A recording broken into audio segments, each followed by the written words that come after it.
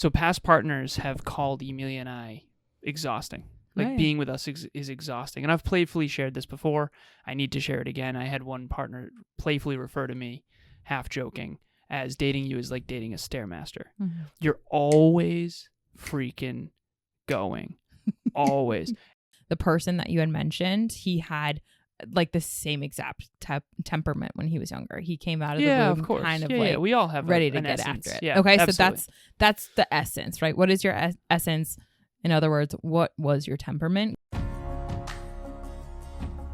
Conscious couples, business partners, and singles committed to attracting their dream partner. Welcome to the Conscious Couples podcast, where we share our life, love story, and combined relationship expertise to help you create and consistently cultivate the most magnificent, intimate relationship possible. Never again will you feel hopeless and alone in your intimate relationship challenges. Having accumulated thousands of hours coaching conscious couples and individuals all over the world, as well as starting and growing a global business together, Alan and I are here to guide you in all things relationships. Thank you again for tuning into the one place where it's not about you or me, it's about the we. Conscious couples and individuals, welcome back to another very special episode of the Conscious Couples podcast. Today for episode 143, do you and your partner have different energies? Before we jump into this episode, we want to give a huge shout out and thank you to Next Level Podcast Solutions for producing this show and so many others and spreading self-improvement, personal growth, personal development, and mental health into the world. It is, 8:21 on a Sunday evening, and Emilia and I have committed to this love train. Yes. Not only to each other. Choo-choo. Choo-choo. Not only to each other, but also to all of you listeners and viewers out there. Thank you for tuning in, although this will be launching on Monday morning. But it is 8:21 on a Sunday. That is commitment. Yes. And I'm proud of us. Okay, so Emilia and I were talking earlier today on her way home from Boston. She went to things with her mom and her sister. Yeah. And her and her dad, we did some projects around the house, but on the way home, she called me up and she said, what do we want to talk about on the episode today? Because we had been talking about a few ideas throughout the week and we've pivoted a few times. And the thing that you had brought up is, or no, I did. I brought up that a lot of couples actually have different energetic set points. They have different baselines, is I think the word that you used. Mm-hmm. And I've done an episode at Next Level University about this a while back, and I had several of my clients say, whoa, I never realized, because my business partner and I have very different energies. I'm very, very high energy and extremely on most of the time, and very rarely am I down. And I don't think depressed is the right word, but down and mellow. And you as well. You can usually tell if you and I are very low energy. It's either on purpose or something's off, because normally we're very bubbly, for lack of better phrasing. Mm-hmm. So for example, right now, Emilia's been out and about all day, and here we are on 9 o'clock on a Sunday. However, my intention for this episode is to help our listeners actually understand where their energy set point is, or that homeostasis is, so that they can take what we share in this episode. We have a specific client in mind, RTC client, and help them use that example. I totally forgot to ask your intention. It's okay. It came full circle. That's Ultimately, the first time I've ever done that.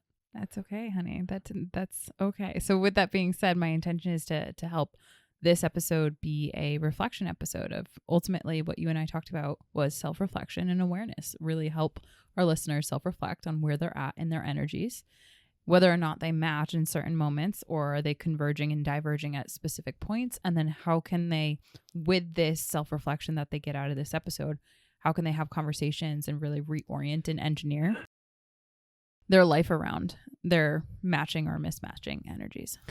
So the couple that she's referring to, I'll keep it anonymous always, one of them is, we also talked about introvert and extrovert. And so the point of this episode is everyone out there watching or listening, whether you were partnered in the past and are single, or you have a partner currently, we want you to assess two different things. Number one, where is your normal energy level? So right now, Emilia and I are in a fairly mellow, sort of late night, Sunday night energy, but normally we're pretty intense throughout the day. There's a build from the morning. I think I ramp up a little quicker than you, but if you catch Emilia anywhere between 1 p.m. and like 6 p.m., she's cranking and just very, very, very high energy. Yeah. And so there's a slow morning, and then there's a ramp up in the afternoon, and then in the evening it comes down. But for this couple, there's two things that were very, very mismatched. And we're not saying mismatched in the sense that you can't make this work. We are, because it can be yin and yang, and it can work really well. More However, often than not, that happens. Yeah. However, it is something to be aware of. Okay, so the male in the relationship was very, very high energy.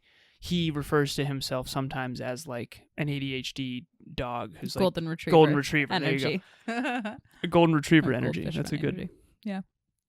And the partner in this relationship, very much not. Very, very mellow. Extremely low energy most of the time. And again, I don't know what the proper word would be. Depressed is not the proper word. However, it is a good word of like, I've talked to Kev about this, my business partner as well. He says that when we travel together, it's very clear that I ride higher than he does. It's harder for him to bring himself up.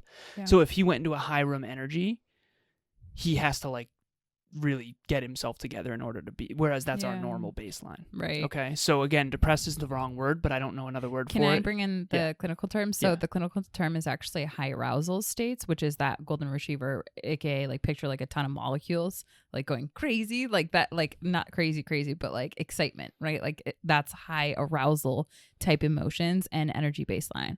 The low arousal states are lower energy, slower moving molecules, less condensed, and that's literally happening in our bodies. So any emotional states or moods or whatnot that are low arousal are that baseline that are more mellow, that are more chill, that aren't necessarily go get after it. And some people do struggle to be happy and joyful in general. So in the Inside Out movies, Emilia often refers to herself as Joy, the character Joy in the movie. And a lot of other people really are in more sadness more often. And so I don't know what the clinical term is, but imagine a spectrum from 0 to 10. 10 is off the walls, caffeine, Red Bull from like Yes Man with Jim Carrey, and just super intense, ready to rock. Like high on life. And 0 is sadness. I just want to relax in the rain. And so we all oscillate, but we all have a different baseline. And so the male in this relationship has a much higher baseline than the female by a significant margin, to the point where I actually would consider it kind of a mismatch. He certainly does too. Yeah. And then the female is very introverted and he's very extroverted. Right. And so that's the second piece of this too, is it's not just about your energy levels. It's also about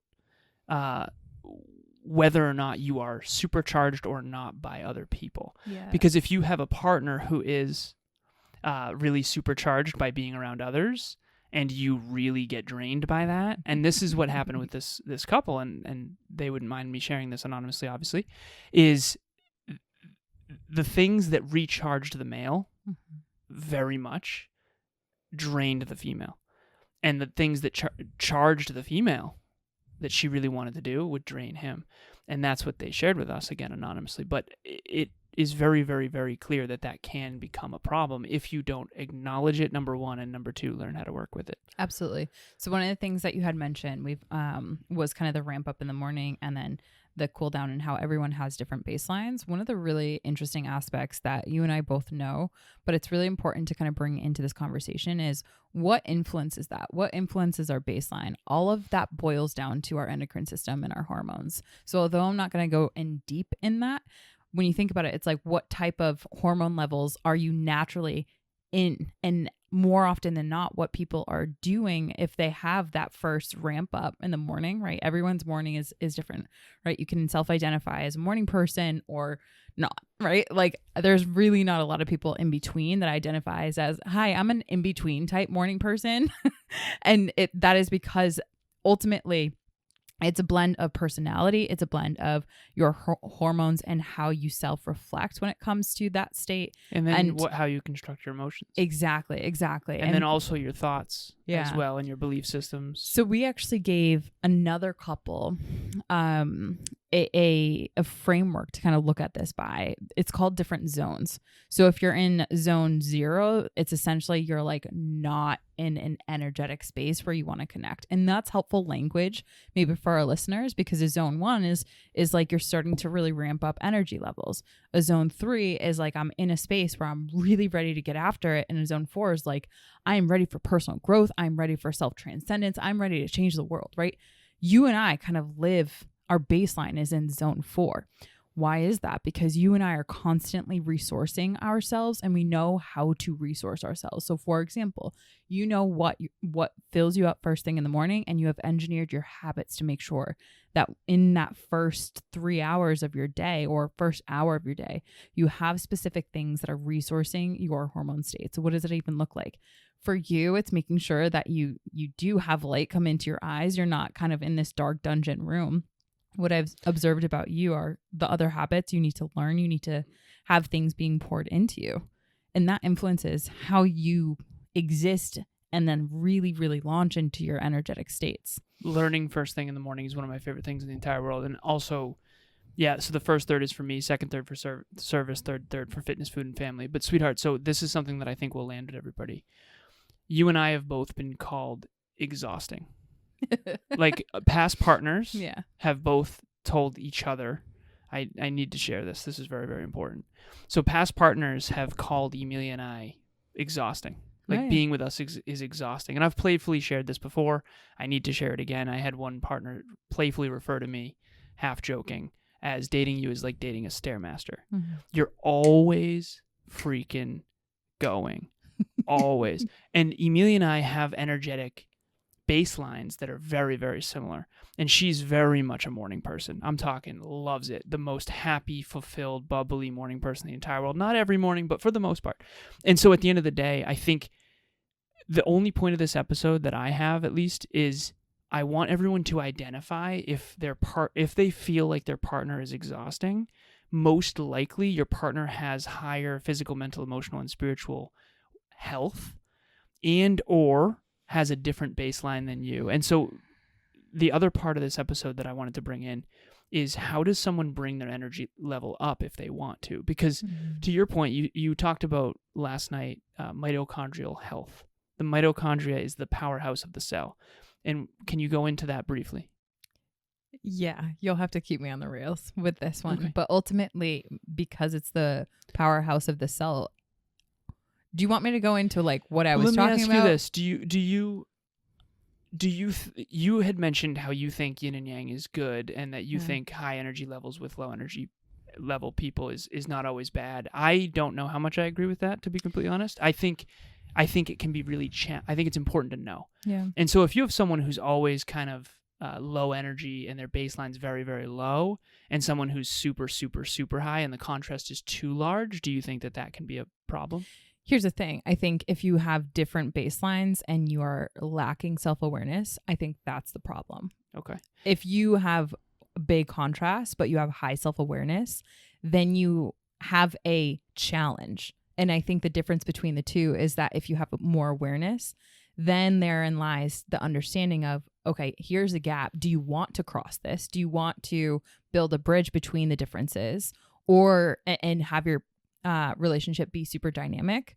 Or do you want to recognize that gap? Do you want to see that gap, and do you want to say, okay, this is going to be honestly too big of a challenge? Because when I want to have happy mornings and my partner is waking up and hating the world, that's going to impact me. Yeah. And so you have the ability, right, to like create a morning routine and like maybe get out of the house or maybe go do this. But like ultimately, do you want to have a life that has to design around that or integrate that? And if so, at what cost? Because I think that that's what a lot of people, when they get into relationships and they don't understand where those gaps are from a baseline standpoint, at first glance, it seems easy, but I think over time it can really become not only a challenge, but a problem, to answer your question, because what that might take from you is really difficult. So here's an example. If you have a high energy golden retriever type person who who's super extroverted, self-identifies as that, they're high baseline and they want to go out and socialize with people, and that's what charges them, right? Let's say they want to go to a family Christmas party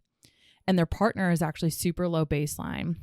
doesn't really get charged by social gatherings and instead gets charged by being kind of alone with their books, doing pretty much nothing that their extroverted partner wants to do, that partner might agree to go to these Christmas family gatherings, but like the extroverted partner is going to feel like they're like pulling their partner to this. And so how long ultimately can that person, both people actually feel good about that type of dynamic? Now, that doesn't mean that they can't integrate better. That doesn't mean that they can't get creative. But I do think that there is a finite world that we are living in that ultimately do you want to have to do all of that just to exist or coexist? So if we had to pick 3 things that determine what your baseline is, because you and I, we ask each other this all the time, 0 to 10, where are you at? So right now in this episode, I want to bring you guys into this moment. I'm lower energy than Emilia right now, and she knows that, and I know that, and so she's trying to help lift me up, and I'm trying to be on her level. Are you aware of that? So 0 to 10, where am I? I'm probably like a 6. Okay, interesting. I'm at a 6 too, so I don't feel like I'm lifting you up. I actually am getting energized by this conversation. Okay, good. Yeah. So you're going up faster than I am. Yeah. And that's good. That's okay. My point is, though, is you and I have been hyper conscious, very, very diligent about asking each other, hey, where are you at 0 to 10? And then we say, and we've done this in past episodes, but for new listeners, okay, so where are you at 0 to 10? Which is like a state check-in right now in this day. Okay, so for me, it's a 6 out of 10. Okay. And then the next question is it going up or down? My energy levels are going up. Nice. Okay. Do you ask the third question? Yeah, the third. I'm about to. Oh. Yeah, and the third question is at what rate? Fast.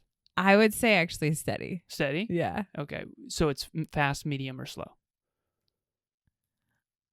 I like to say steady for me. Okay, steady would be steady for medium. Okay. All right. So You're like having me rewire what we do with our team. No, it's okay. So I'm at a 6, but going down. Oh, slow. What rate? Oh, slow. Okay. Yeah. And so that is, but even in this microphone, you guys have seen Emilia and I have to get on the same wavelength. Yeah. We have to get on the same wavelength mentally in terms of our belief systems, what we're going to talk about. We have to get on the same wavelength in terms of our energy levels. Tired, it's been a long day, that kind of thing. So we do a really good job adapting to each other's energy, and we try to sort of get on the same wavelength. And sometimes you can, sometimes you can't. I remember one time I came down hot, hopped up on caffeine, ready to rock, and Emilia she's like, listen, I can't match your energy right now. Nor do I want to or have the energy. So I'm gonna need you. What do you don't think what do we want to do in front of the whiteboard? But that's the truth. So now imagine that, but someone who's almost always polar opposite energies. That would be really, really challenging. And so I wanted to bring that up, is that if you are with someone whose baseline is a 2 and you're a 10, that might be something you really want to dig into a lot deeper. Bonnie here. I just wanted to share my experience with group coaching and some of the things that I got out of it. So going into group coaching, I was not tracking any habits at all. And I had sort of jumped on board habit tracking here and there, knowing it was a good idea, but not sort of ever succeeding with it.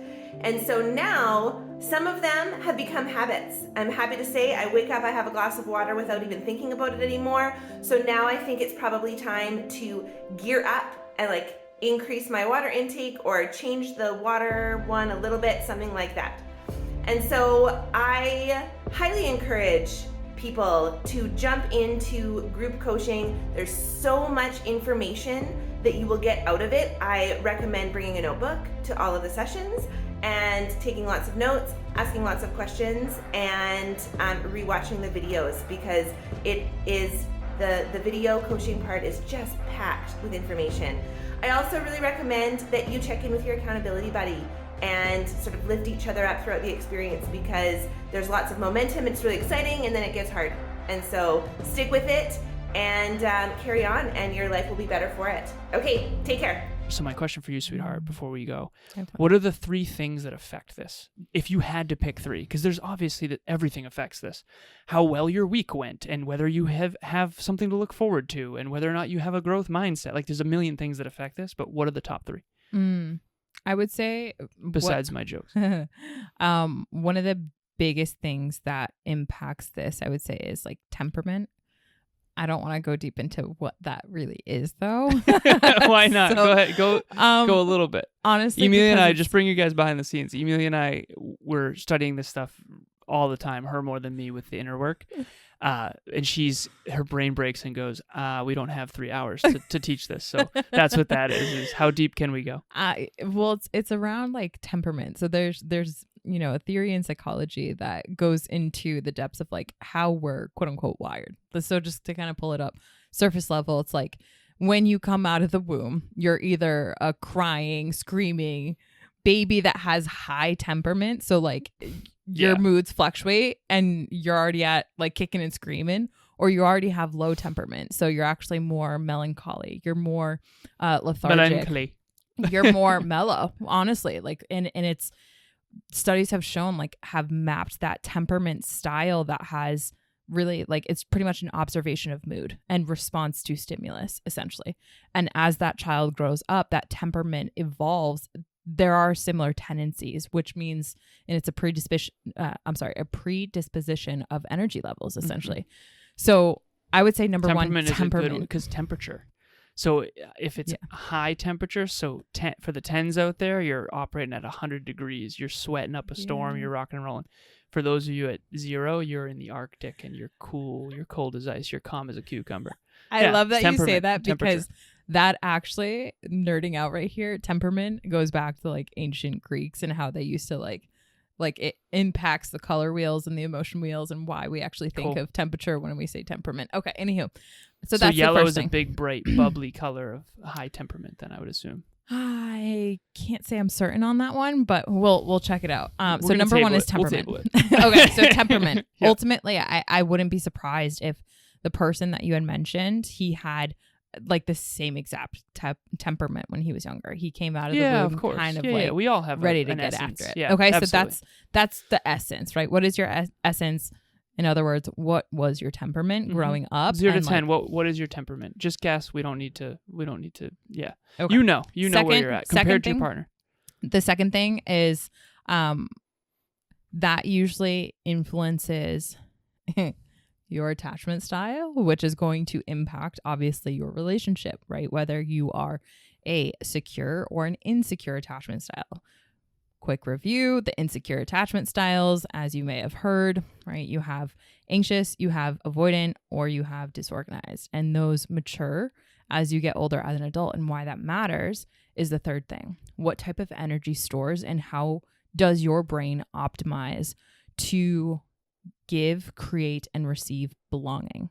So one of the things that you talked about was you and I trying to match each other's energy. That's called emotional attunement. Yeah. That actually chews up so much energy from the brain.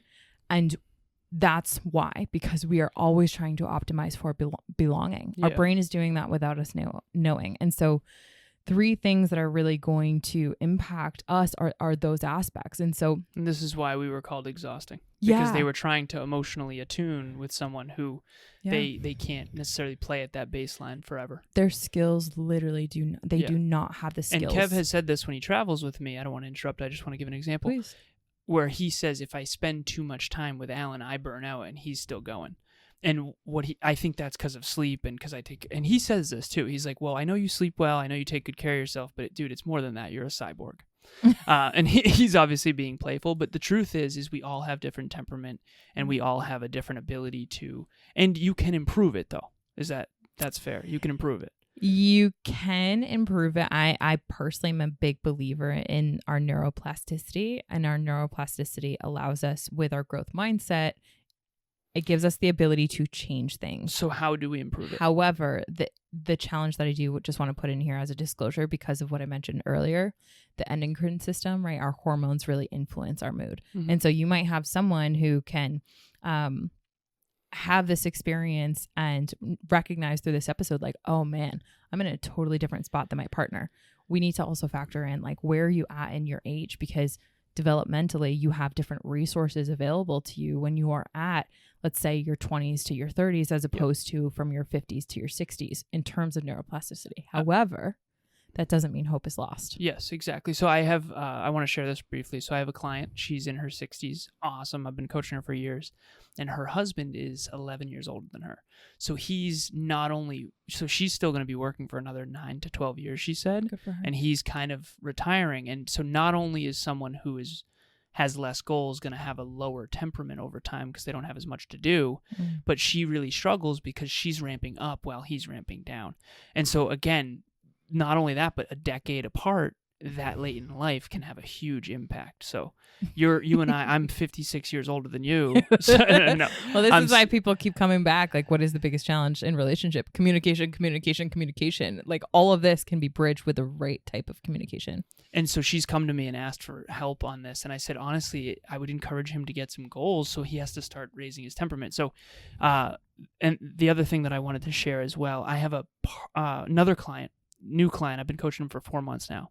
He had a partner. They've since split, and that was his choice. Mm-hmm. He got super into growth, and he started going to the gym. He started doing mobility. He's tracking 18 habits now, 5 metrics. He's absolutely on fire. I said, don't burn hot and then burn out. However, he's crushing it. It's unbelievable what I'm seeing him do. Now, his partner, he was saying, was just no goals, no aspirations, wasn't really interested in doing any growth. All she really wanted to do was spend quality time and didn't want to work on much. And her temperament, from my perspective, I know, Emilia, I know. This happens a lot. He ramped up quick, and I knew this would happen. When I first started coaching him, I said, most likely you will end up single. Yeah, I'm not trying to, I've done this a long time. I've been doing this for 10 years. I've been mentoring for 2 and coaching for 8. Almost always, when one partner ramps up much quicker than the other partner, there's either going to be a split or a massive transformation. Yeah. And that's why this podcast exists. You don't have to break up. However, sometimes you should, and this person should have, in my opinion. Now, that said, he ramped up. He dialed everything up to 11. He's rocking and rolling. And he's fulfilled as hell. And she isn't and didn't really want to come with, nor had the humility to come with. So I just wanted to give a few examples because I know a lot of you out there have felt like I did in the past, where I was ramping up so much. And I remember my ex, she achieved a lot of her dreams, and she was kind of on her way down after that. And this was years and years ago in my mid-20s. But she achieved pretty much all of her dreams. And I just started my new dreams after my car accident at 26. And I started ramping up so heavily, and I already have a ridiculously high temperament, and I'm a fan of caffeine. So no, but seriously, it was definitely a challenging, because I remember in hindsight, love, I didn't know any of this. She was a lot more, again, like I said, I don't want to use the word depressed, but I would say, yeah, there was a little bit more mellow depression energy. Lower mood. Yeah, she was more sad more often than me, and I was ramping up in fitness, and I was doing fitness competitions, and if anything, my mitochondrial health was ramping way up, while she was sort of not only at the tail end of her dreams and goals, but also sort of already had that lower baseline. And that really did impact us a lot. And I wish that I had a podcast like this to really talk about it. Okay, so for someone out there, last piece, for someone out there who wants to ramp up their energy and their mood, what are the top 3 things that they do? Exercise has to be one of them. I would say number one, identify where's your mood. And I'll give an analogy to help every single person in this episode. Think of a highway. You have the slow lane, you have the chillin' lane, and you have the fast lane. Which lane do you often find yourself gravitating towards? Like, you always come back and settle in this lane.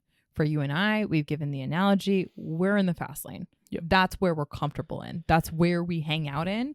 And we might go into the HOV lane just to turn it up, right? What does HOV stand for? I don't know. Oh, the hovercraft lane. The passenger, I don't know. Anywho, we're on the Autobahn. Yeah, exactly. Yeah, so number one, identity.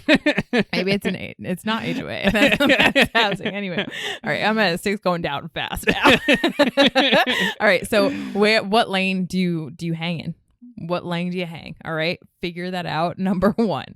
Number 2, if you want to change that lane, you have to recognize that is a long-term goal you need to set, because it will not happen overnight. Why?